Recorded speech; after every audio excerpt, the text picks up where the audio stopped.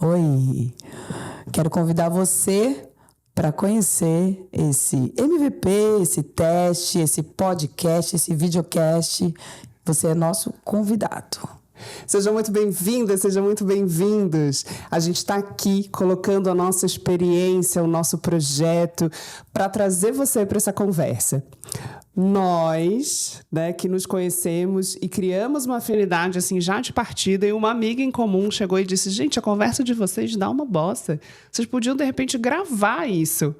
E a gente se juntou.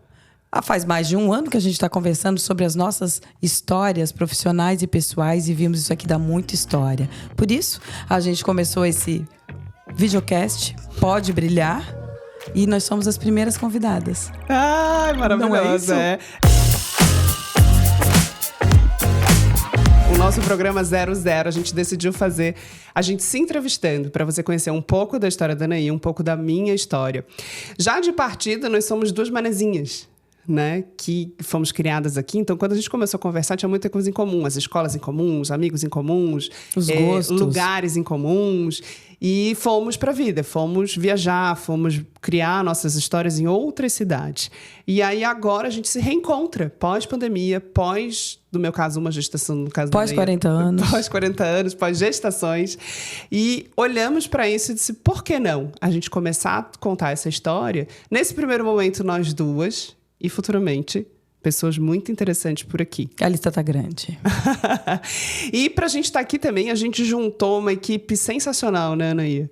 Que a gente, de mãos dadas e braços dados, e sigamos, assim, para os próximos passos desse projeto. Eu vou começar entrevistando você, pra gente saber, até por uma ordem alfabética, digamos assim. Ah, sim. Ok. Vamos lá. Anaí, você sabe me contar... Quem foram os primeiros seus a chegar aqui nessa ilha? Os meus primeiros foram da parte paterna. Foram os Brognoles que vieram para cá, vindos da Itália, como muitos, né? Uhum. Não lembro o ano. Uhum. Não precisava saber disso, né? Não. Então foram os Brognoles. Porque a minha mãe é portuguesa, mas ela não é... os meus portugueses não são, ou não são, né? Uhum. Não são os açorianos, né? Os meus portugueses são de Lisboa e vieram só na década de 70 para cá. Depois da Revolução dos Cravos que aconteceu em Portugal. Para quem não sabe, a gente está em Florianópolis, nascidas aqui, né? E a colonização aqui é açoriana, né? Então, colonização lá... Eu até fiquei confusa na resposta, mas eu acho que essa é a melhor resposta que eu dei, né? Mas me diz uma coisa, o sobrenome da tua mãe? O meu sobrenome da minha mãe é Rodrigues. E do meu pai é Brunhão, já falei, né? E da família dela são os de Lisboa. De Lisboa. Tá. E o deles é de onde? Itália. No norte da Itália. E aí esse povo se juntou aqui, você não sabe mais ou menos a época? Não sei, amiga. Ai, Deus, eu deveria saber, mas não lembro mais. Me diz uma coisa, quem é a Anaí?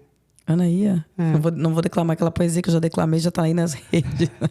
Mas Anaí é uma filha mais velha, de 3, que teve uma infância incrível em Florianópolis, com muito amor. Foi muito feliz, tive uma infância muito feliz, muitos bons momentos. Que sempre foi exibida, colorida, sempre foi a dona do parquinho, o grupo da escola era sempre o meu, eu sempre fui líder de menina, sabe? Sei. Sempre tive uma luz, assim, uma coisa muito positiva. Sempre tive bastante gente legal ao meu lado. Até o momento que me encontrei com o Jerônimo, que é meu marido, então eu sou também a esposa do Jerônimo, a mulher dele, namorada, amante, mãe de 3 filhos, mãe do Joaquim, do Antônio, do Joaquim, do Francisco. Uma mulher sonhadora, pisciana, com ascendente em virgem, muito organizada, que está sempre em movimento, que acredita que é sempre interessante a trajetória e não o final dela, que eu gosto de saborear as conquistas, que gosto de fazer amizade, que gosto de contar e ouvir histórias. É uma pessoa divertida que tem TPM. Uhum. Eu acho que eu sou essa aí. Que legal. Me diz uma coisa, você consegue pensar aí nessa trajetória dos 40 anos, algum momento assim que foi muito marcante, que foi um momento de ruptura, que te transformou, que te marcou? A coisa que mais marcou a minha vida foi a tristeza do diagnóstico da doença da minha mãe. Né? Quando a gente estava conversando antes de gravar, eu achei difícil essa pergunta, mas depois ela veio. Ela mudou a minha vida. Ela mudou meu pensamento sobre o trabalho, sobre a dedicação de tempo ao trabalho, sobre o dinheiro. Né? Então, a primeira ruptura, a primeira mudança que eu fiz, que eu tenho assim, né? Que, claro que a gente muda em todas as fases setênios, né? Foi aí, com 27 anos. Jovem, né? Foi com 27 anos, foi uma grande ruptura, assim, de vida. Você já estava casada com 27? Sim, eu casei com 25. E não era mãe, então foi depois com 28. Então não foi nem a maternidade, sim. A doença, assim, viver a doença. Foi bem importante. E provavelmente isso também te transforma quando você nasce mãe, né? Total. Porque a dimensão de tempo, de finitude. E eu fiz aquela coisa assim, tipo, eu pensei muito em engravidar, não é nem isso, mas já falando que ter um filho para minha mãe ser avó, por causa da finitude, sabe? Vai acabar a vida, ela merece ser avó, ela quer ser avó. Que lindo. Sim. Então mudou bastante esse diagnóstico na minha vida. Sim. E dentro dessa mulher incrível, colorida, brilhante, né? Eu acho que esse nome junta um pouco, assim, do que a gente... Da nossa sinergia juntas, né? Dentro dessa mulher brilhante, assim... qual é a sua bandeira no mundo? Assim, o que você veio defender? O que você veio comunicar? Eu gosto muito de defender ou de passar para meus filhos a questão do respeito e a igualdade, né? A gente buscar sempre isso. O respeito, a igualdade. Eu sempre acho que eu sei me portar muito bem no luxo ao lixo, sabe? Eu sei tratar bem as pessoas, eu gosto que me tratem bem. Eu acho que o respeito é uma coisa muito importante pra gente passar pra frente, sabe? E o que é a maternidade? Cara, a maternidade é uma coisa muito louca que não avisam pra pessoa quando ela pensa em ser mãe. Pra mim não avisaram. Né? E tu tem o segundo filho sem lembrar de quão louco é. Não é? Pô, eu me lembro, a maternidade é um desafio na minha vida. É um teste de paciência. Não é cor-de-rosa. Eu gosto muito de tê-los como os filhos, mas eu não gosto de ser mãe. Sabe? Eu gosto muito. Eu amo meus filhos, mas eu não amo ser mãe. Então a maternidade é até antagônica, assim, é um sentimento, né? É muito hormônio, é uma loucura. É uma loucura. E o que te move? O que faz você acordar, fazer acontecer? Os meus filhos me movem. Isso que né? Eu não amo ser mãe, mas eu amo meus filhos. Eles me movem, Gabi, hoje. De horário, de gestão de tempo, de prioridades.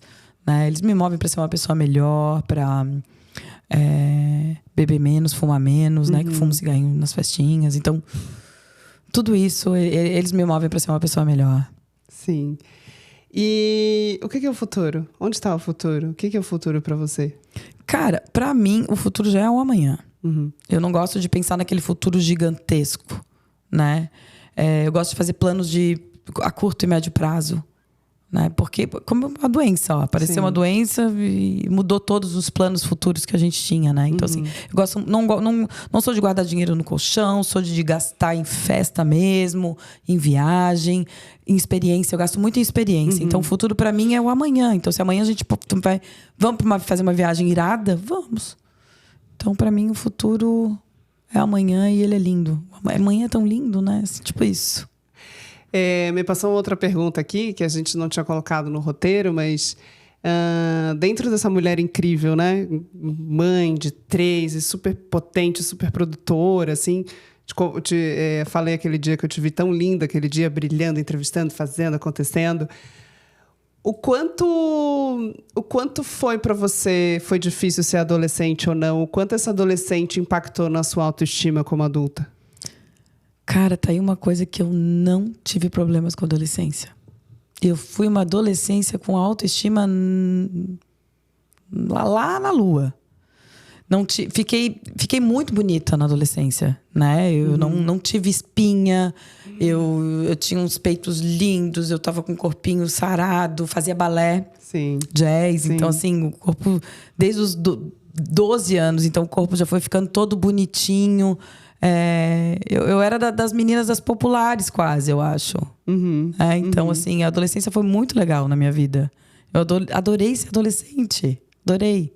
E como tá em casa? Desafiadoríssimo ter um adolescente em casa. Eu me lembro que eu tinha brigas com a minha mãe, adolescente, né? Umas brigas meio de poder, ou, enfim, usava a roupa da minha mãe, eu sumia com uma roupa dela, era umas brigas meio loucas assim. Mas é muito desafiador ter um filho adolescente, cara. Muito desafiador. Disso tudo que eu não passei. Eu acho que ele tá passando, assim, sabe? E eu já tava do grupinho, tava na mesma escola, então tudo é mais fácil. Então os meus filhos, já mudou de país 2 vezes, sim, entendeu? Então também muda, assim, meio que deu uma avacalhada, entendeu? Pra mim tava mais fácil, eu acho. Sim. Alguma coisa que você queira compartilhar, assim, pra nossa audiência, pra esse teste, Eu tenho algumas frases de impacto, não é isso que tu quer? Frases que fazem parte da minha vida. Mas uma coisa que eu falei que eu sou muito sonhadora, eu acho que a gente pode sempre pensar que os sonhos podem mudar.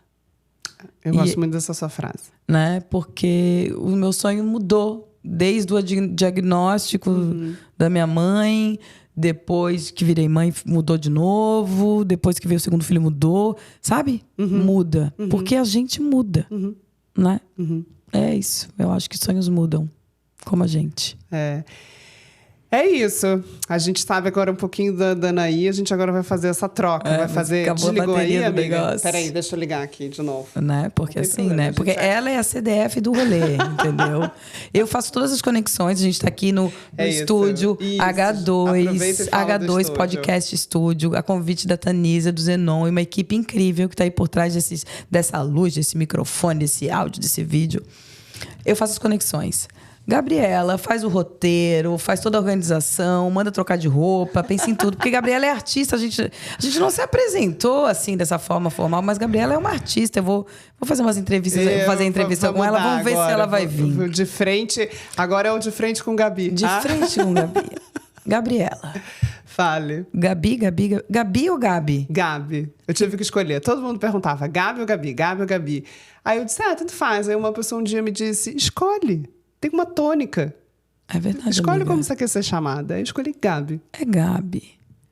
Gabi, vou fazer as mesmas perguntas que tu me fez, né? Porque quem fez o roteiro foi tu e eu não tive tempo de fazer essa parte. Mas pode ir improvisando aí no meio também. Gabi, quem é a sua família aqui na ilha de Santa Catarina? Quem é que veio primeiro, querida? Esse é um assunto que eu gosto muito, assim, te perguntei porque é um assunto que me toca bastante. Uma coisa que eu gosto muito de fazer quando eu encontro pessoas mais velhas da família, é fazer entrevista com elas. Porque eles guardam histórias e trajetórias de onde a gente veio que, se a gente não perguntar, morrem com eles, né? Tu pergunta para os teus familiares? Para os meus familiares. Delícia. E eu fui vasculhando, assim. O que... Inicialmente, a gente teve mais acesso às informações da família da minha mãe, né? Então, da minha raiz materna, é uma miscelânea. Então, a gente tem a minha avó materna, ela é síria, né? Com francês. Olha.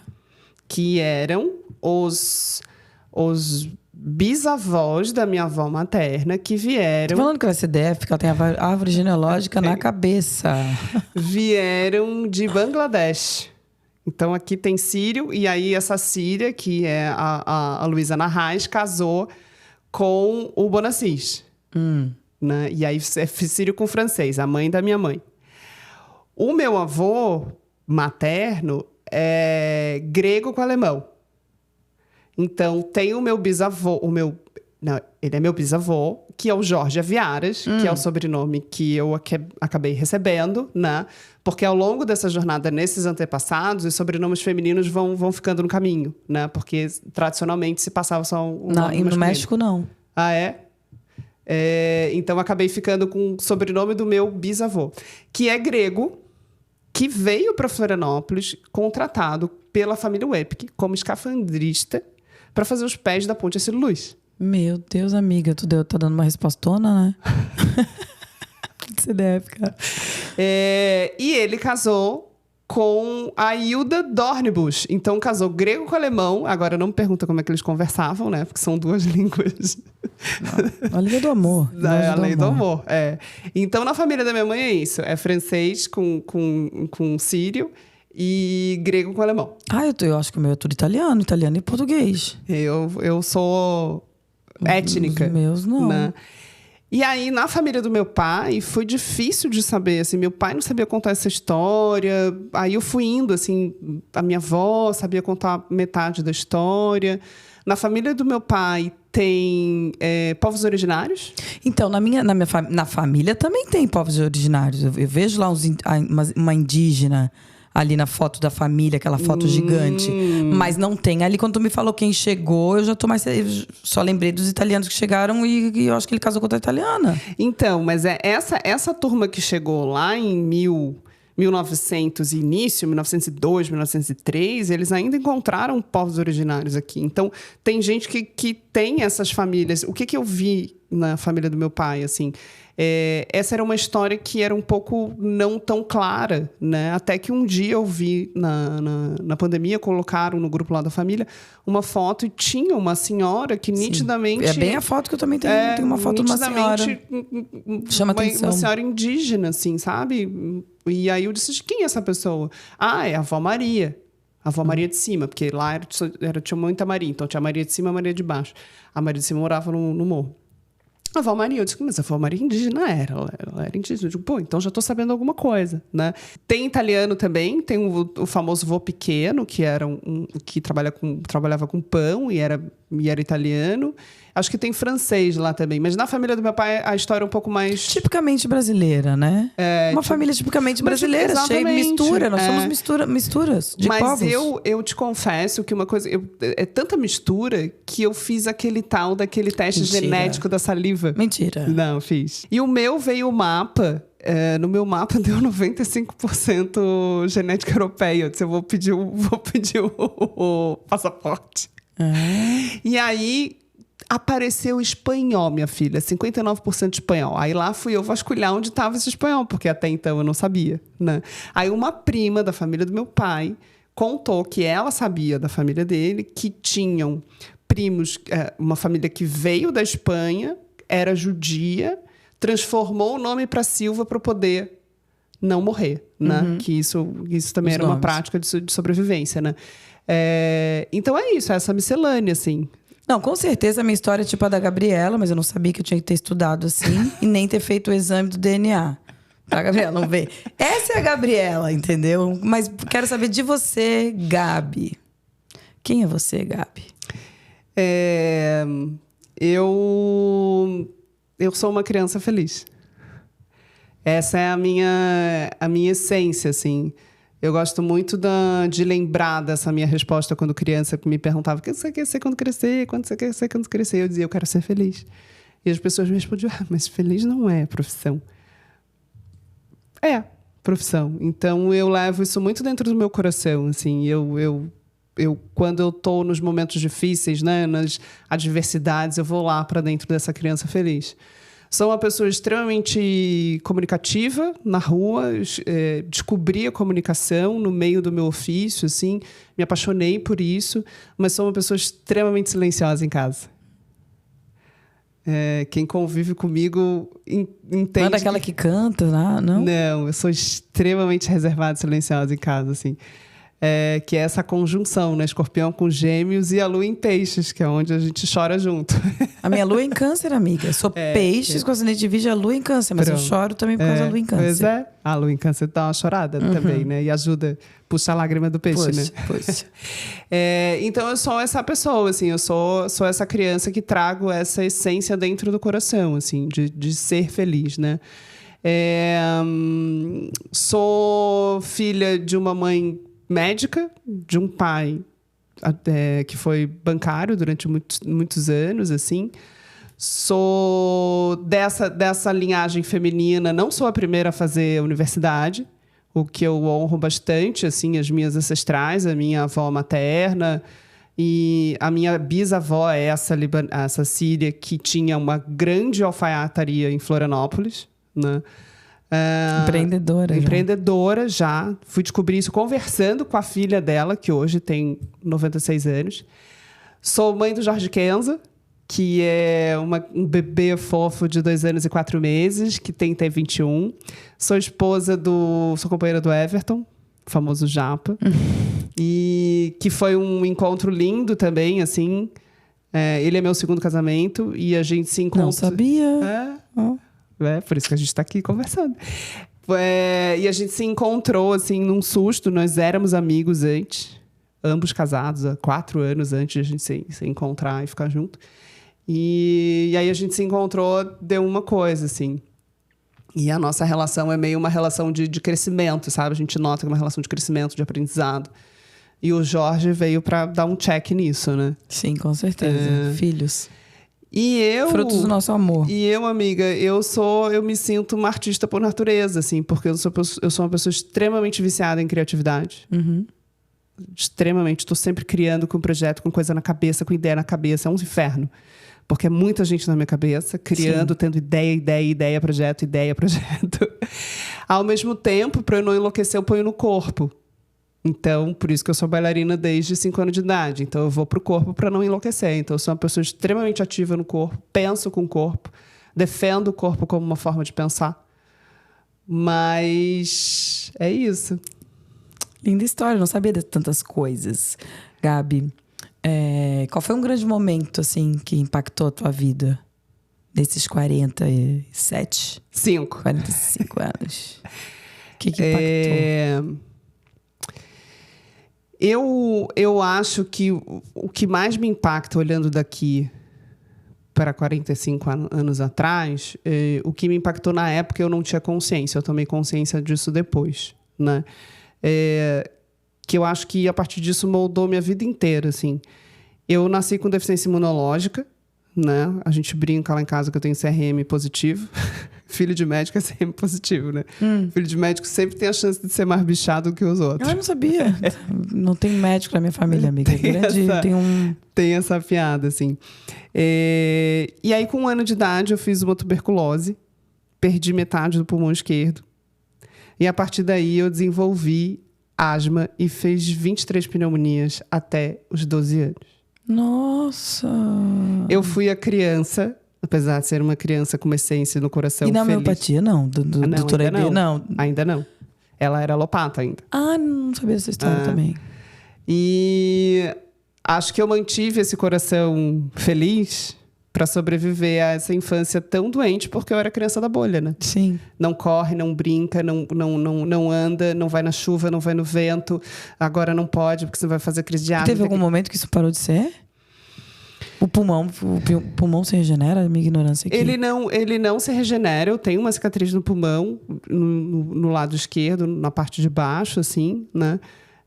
Que provavelmente ali atrofiaram alguns alvéolos, né? Mas desde então, sempre fiz prática física. E aí, dos 12 aos 16, eu fiz amidalite de repetição. Foi aonde a minha mãe decidiu fazer homeopatia, porque ela não aguentava mais me ver doente, não aguentava mais me dar alopatia. Foi um momento transformador na vida da doutora Aide. Dela também. E aí foi aonde ela começou a me tratar com homeopatia, não ela, porque ela estava fazendo curso, estudando, né? Ela me levou ao homeopata e a partir daí começou a transformar. Que a mãe da Gabi, a gente não falou isso, é uma grande homeopata aqui de Florianópolis. É a homeopata da minha vida. Quando eu engravidei de Antônio fez 15 anos agora, ela já me tratava, quer dizer, tratava o bebê que existia na minha barriga. Então, assim, fui para Portugal e fazia consulta com ela. Ela é para mim, ó, doutora Aide. E eu não conhecia a Gabi, só de ouvir falar pela doutora Aide. Incrível, impactou a vida dela também. Impactou a vida dela Graças também. A você, ela é nossa homeopata querida. Exatamente. A gente tem esses vínculos, assim. Vários outros vínculos também. Mas o que me transformou, assim? Eu fui entendendo, e ali um pouco mais tomando consciência, com 8 anos, 10 anos, que eu precisava construir uma rotina saudável para mim. Ninguém tinha me falado isso, mas eu fui começando a perceber que eu precisava dormir no mínimo 8 horas, que eu precisava alimentar muito direitinho para eu não ficar doente, que eu precisava fazer atividade física para não ficar doente. Então, o fato de ter nascido com essa deficiência imunológica, ter tido esse boom dessa primeira infância muito adoecida, transformou a forma com que eu enxergo a minha vida e meu corpo. Então, eu fui me transformando numa pessoa saudável. Hoje em dia, a gente fala muito de saúde, hábitos alimentares, vida saudável, tudo isso, mas eu fui entendendo isso na prática. E criança ainda? Em criança. Então, eu cuidava da quantidade de horas que eu dormia, eu cuidava da minha alimentação, né? Eu nunca fui a criança dos doces, das besteiras, nada disso. Assim, sempre fui criança do pratão, do arroz, do feijão, do espinafre, porque eu não queria ficar doente. O meu pacto com a vida era não querer ficar doente. E hoje, tu fica doente, amiga? Eu fico bem pouco, assim, mas eu tenho essa... Porque eu não fico doente. Eu tô com sinusite, porque é uma sinusite crônica. Eu peguei ontem aqui no estúdio, inclusive com o cabelo molhado. Mas eu sou uma que não fico doente. Não, eu fico, mas eu fico principalmente se eu não me cuido.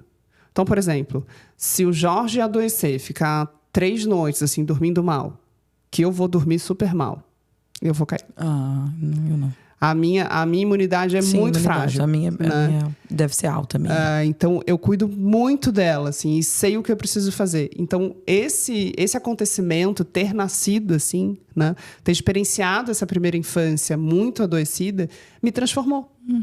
E eu sempre digo, assim, se eu não tivesse mudado esse mindset na minha adolescência, eu não teria o corpo que eu tenho, porque o corpo sempre foi atlético, eu sempre treinei muito, sempre dancei horrores.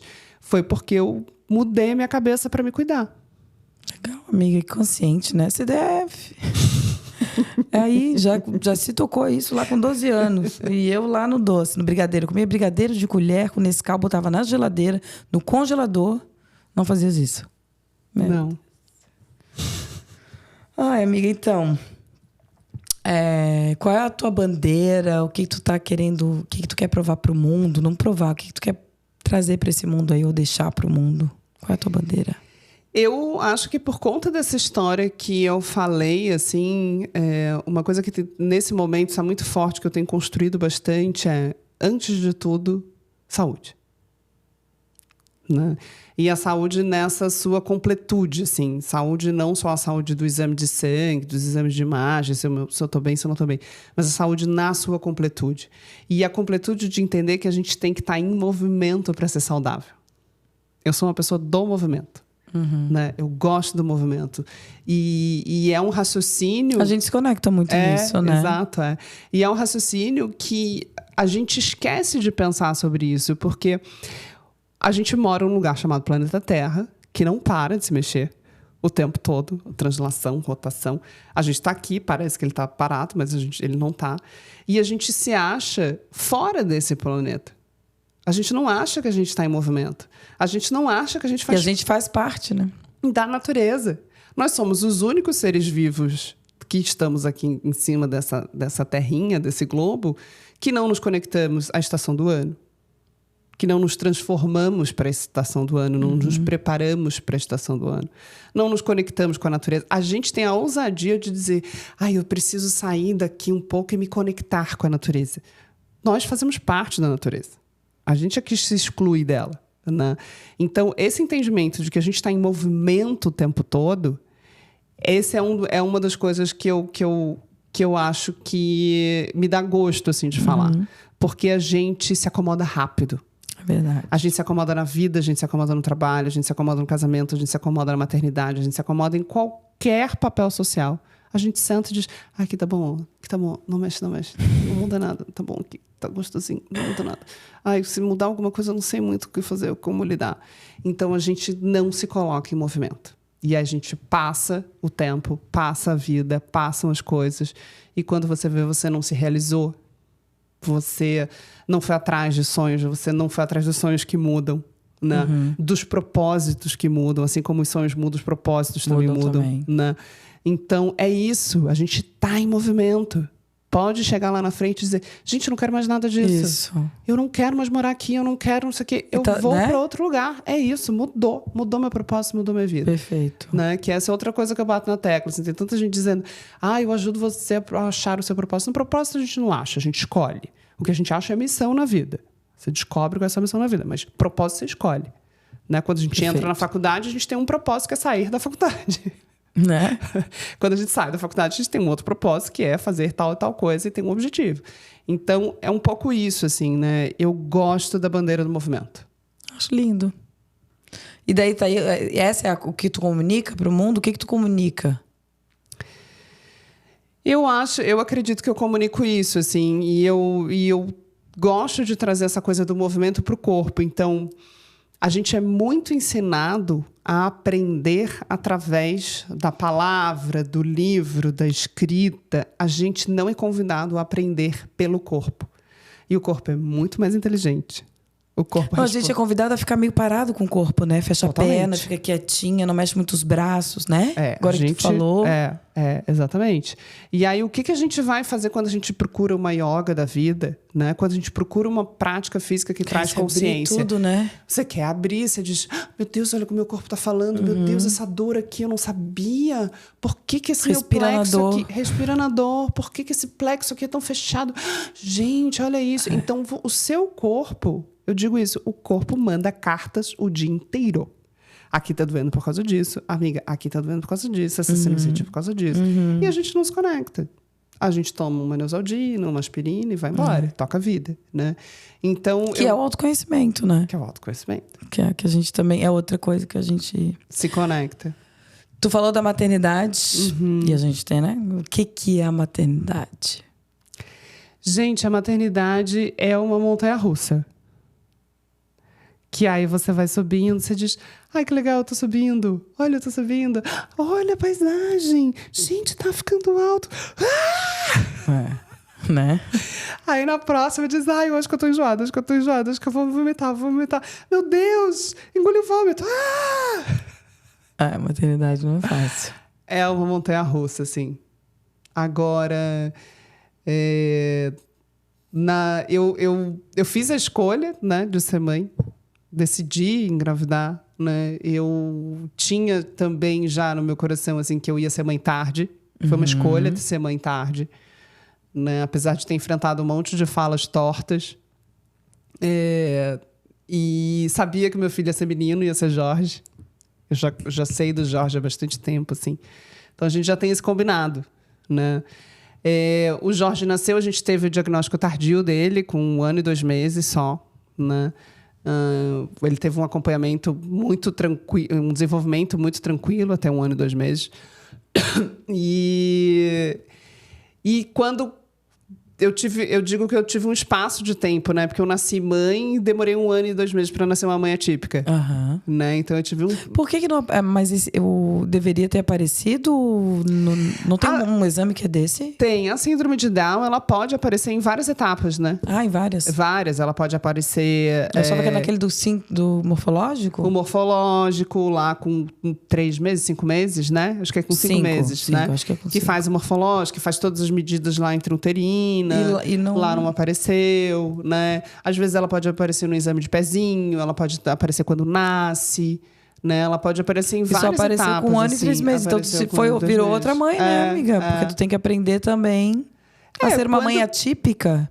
É assim que se fala, né? Quando você tem um diagnóstico, coisas mudam, né? Sim, você se apropria de uma outra consciência, né? Então, qualquer diagnóstico que a gente tem é porque... A gente tem outra consciência. Tem uma outra consciência. E uma coisa que é muito legal que o Jorge ensina pra gente é assim...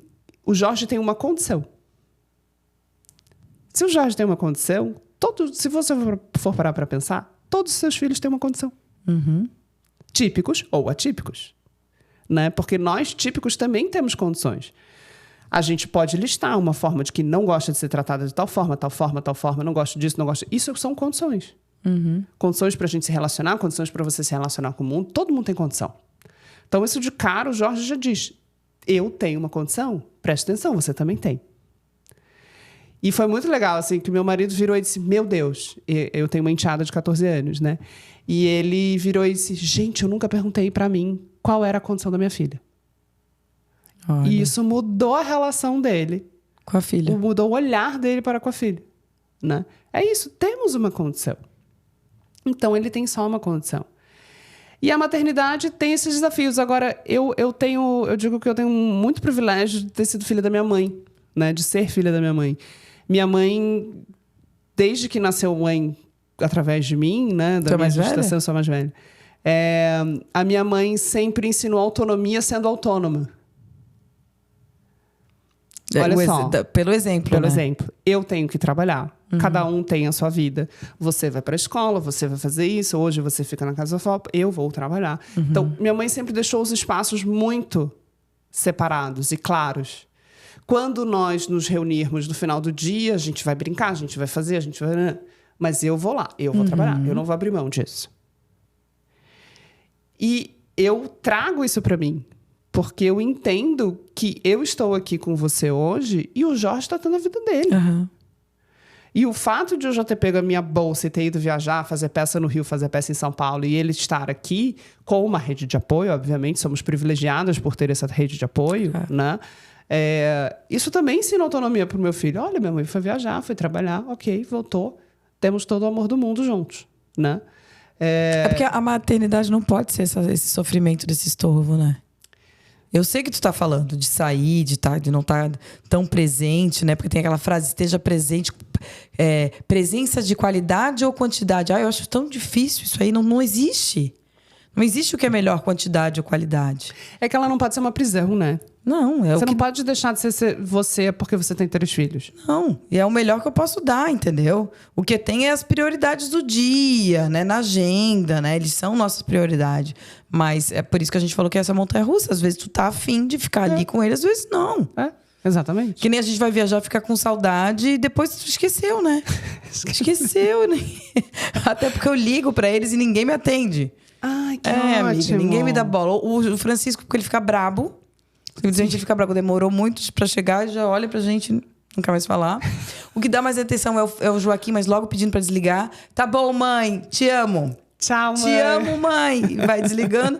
E o Antônio monossilábico, né? Ok, tchau, obrigada, boa noite, né? Enfim. Eles têm que ser... a maternidade, a gente tem que fazer cada vez mais que ela seja uma coisa gostosa. Sim. E ela é só mais uma faceta, né? É só mais uma coisa que a gente é. Porque tem a Anaí, a comunicadora, tem a Anaí, a companheira, tem a Anaí, a amiga que vai viajar, que vai dizer... Precisa dessas outras camadas. Não dá pra ficar abaixo da maternidade. E não dá pra gente pensar no futuro, né? O que é o futuro? É só a maternidade? Não. O que é o futuro, Gabriela? O que é esse futuro? Eu sou uma pessoa que... Eu digo que com 80 anos eu vou fazer faculdade de antropologia. A pessoa gosta de estudar. Eu não ia falar de novo, né? Enfim. Já tenho planos, em 80 anos, de fazer faculdade de antropologia. Eu gosto muito de culturas e talvez tenha a ver com essa genética mesmo, de ter ancestrais de tantos hemisférios, de tantos países, de tantas culturas, né? Gosto muito de cultura, mas eu não sou uma pessoa que viajei. Não viajo o mundo. Não tenho esse passaporte. Bora. Né? E aí agora... Nossa, a gente vai fazer o Pode Brilhar por aí. Por aí. Olha que sensacional. Então, o meu futuro, que eu vejo, assim, é ir nesse lugar, né? Obviamente, olhando para as nossas prioridades, nossos pequenos que vão crescer. Olhando para as autonomias. Então, tá na vida, tá resolvido, tá fazendo sua faculdade, tá organizado, tem a rede de apoio, né? Tá morando bem, tá comendo bem, tá fazendo o seu rolê. A mãe vai fazer o dela. Só não dá pra ficar mais de 18 dias. Minha dica é, não fica mais de 18 dias. Quando volta, todo mundo tem que fazer 2 vezes por semana terapia. Foi mais ou menos isso que aconteceu. Vou anotar. Mas é um pouco isso, assim. Pra mim, o futuro é pro mundo. É isso aí. É pro mundo. É pra expandir.